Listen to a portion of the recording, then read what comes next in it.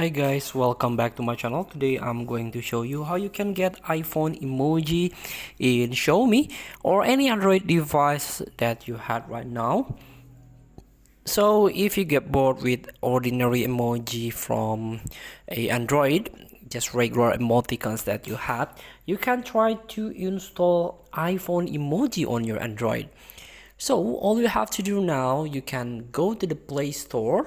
This is the first solution, first step.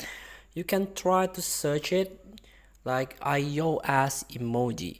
You go, there are some applications that provide iOS emoji for your Android phone, Android devices.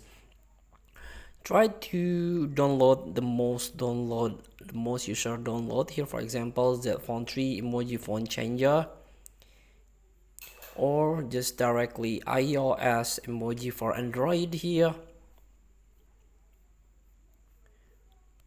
and so on.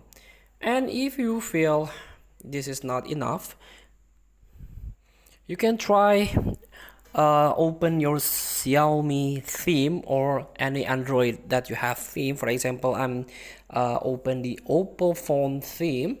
You can try to search the iOS emoji here. So if there is not, unfortunately, you can only download from the Play Stores.